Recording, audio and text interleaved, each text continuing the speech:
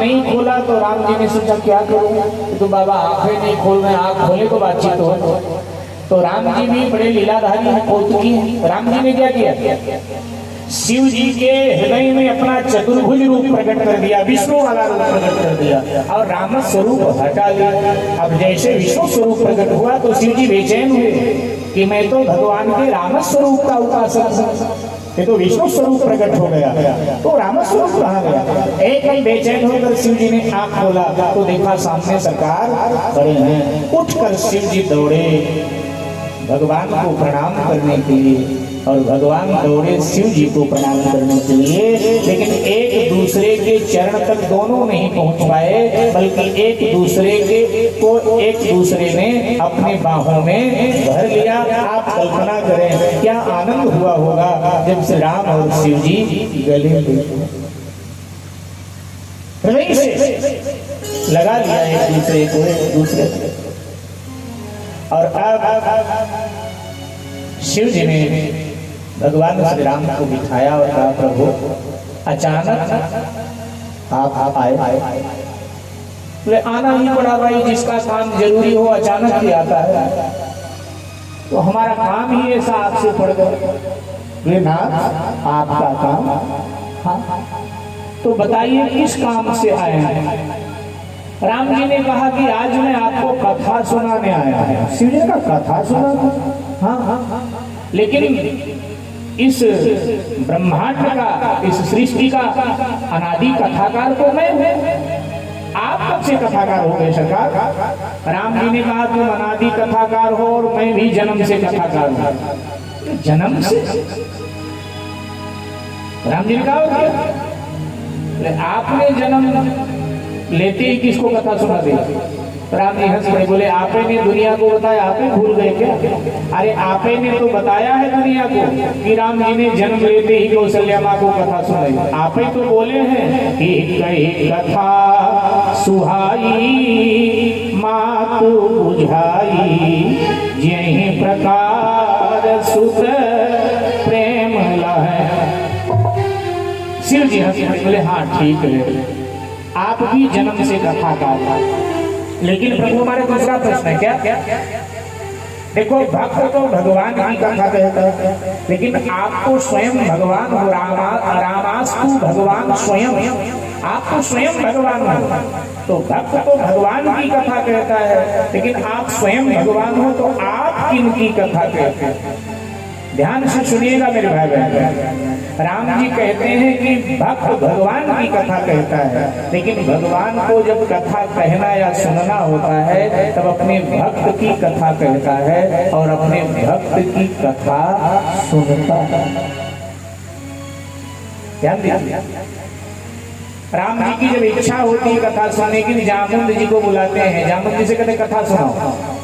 जामुन जी ब्रह्मा जी के बेटे हैं, बड़े बड़े हैं। जामुन जी के महाराज किसकी कथा सुना।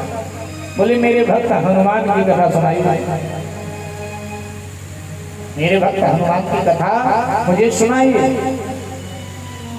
सुंदरकांड में आप सब पढ़ते हो ना कि पवन तनय के चरित्र सुहाए और जामवंत रघुपति ही सुनाए। भगवान श्री कृष्ण को कथा सुना होगा तो उद्धव जी से कहते हैं जरा गोपियों के विषय में बताओ, गोपियों की चर्चा सुनाओ, क्योंकि आपको गोपियों से मेरे मिल गया है, जरा सुनाइए। अपने भक्त की कथा भगवान सुनता है। इसीलिए शायद आप सबको मालूम होगा कि हमारे यहाँ एक ग्रंथ है जिसका नाम है भक्तमाल। हमारे सनातन वैदिक हिंदू धर्म में ग्रंथ है जिसका नाम है भक्तमाल, और भक्तमाल में केवल और केवल भक्तों की कथा है। सतयुग से लेकर और कलयुग तक के जितने भक्त हुए हैं उन सभी भक्तों की उसमें कथा है।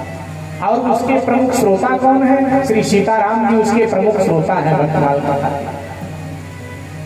प्रमुख श्रोता भगवान भक्त की कथा सुनाते हैं और भक्त की कथा सुनाते हैं। राम जी ने कहा कि भगवान भक्त की कथा कहता है, भक्त की कथा सुनता है। बोले ऐसा कौन सा भक्त सृष्टि में हो गया जिसकी कथा सुनाने आप आए मुझे। राम जी ने कहा एक भक्त है ना सृष्टि में, कौन? बोले हिमांचल की पुत्री पार्वती। उन जैसा इस समय कोई भक्त नहीं, और उन्हीं की कथा मैं आपको सुनाने आया हूं। शिव जी के आंखों से प्रेमाश्रु बहने लगे। प्रभु, यही पार्वती गत जन्म में सती थी, तब इसने सीता बनकर आपकी परीक्षा लिया था, आपका अपमान किया था, लेकिन आप सचमुच में बड़े उदार हो, आपने इसे क्षमा कर दिया। अच्छा, आपने जब क्षमा कर दिया तो मैंने भी क्षमा कर दिया। आप सुनाना चाहते हो तो सुना। और फिर भगवान श्री राम ने विस्तार सहित पार्वती जी का चरित्र शिव जी को सुनाया। और जब कथा को विश्राम राम जी ने दे दिया तो शिव जी ने कहा, भगवान अब नियम है कि भाई कथा जब विश्राम मिले तो सुनने वाला कहने वाले को दान दक्षिणा करो। तो दान दक्षिणा मुझे भी करनी पड़ेगी। तो राम जी ने कहा तो करनी पड़ेगी, नहीं तो शास्त्र की मर्यादा नहीं नष्ट होगी। तो शिव जी ने कहा अच्छा ठीक है, तो आप दक्षिणा मांग करके लोगे या मैं अपनी श्रद्धा से दे दूं? तो राम जी ने कहा आज तो मांग करके ही लेंगे, क्योंकि सारी सृष्टि तो तुम्हारे द्वार पर मांगती है। तो आज मैं आया हूं तो मैं भी मांगे बिना नहीं जाऊंगा, मैं तो मांग करके लूंगा। तो प्रभु मांगिए, क्या दक्षिणा दूं कथा की आपको? तो राम जी ने मांगा, लेकिन बड़े चतुराई से मांगा। राम जी के और शिव जी के 3 रिश्ते हैं मेरे भाई, सेवक, स्वामी, सखा। राम जी शिव जी को अपना स्वामी मानते हैं और शिव जी राम जी को अपना स्वामी मानते हैं। ठीक है, राम जी शिव जी को अपना मित्र मानते हैं, शिव जी राम जी को अपना मित्र मानते हैं। राम जी अपने को शिव जी का सेवक मानते हैं और शिव जी अपने को राम जी का सेवक मानते हैं। बात समझ में आ रही है? आ रही है? तो ये 3 रिश्ते हैं। तो राम जी ने तीनों रिश्तों से घेरा शिव जी को कि बाबा निकल ना पाए, देना पड़े इसको दक्षिणा। राम जी ने कहा कि अब विनती मम सुनो शिव। सेवक स्वामी से विनती करता है, अगर मैं सेवक हूं आप स्वामी हो तो मेरी विनती सुनो। फिर आगे कहते जो मोह पर निज ने।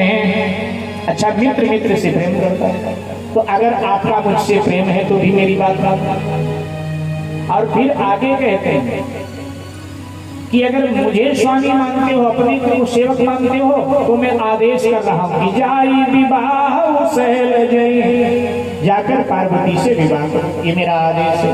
ये मोहि मांगे देव, यही दक्षिणा मुझे दीजिए। शिव जी ने माथा पकड़ लिया, बोले सरकार ये क्या मांग लिया? बड़े मुश्किल से पीछा छूटा था, अब फिर उसी झंझट में फंसा रहे।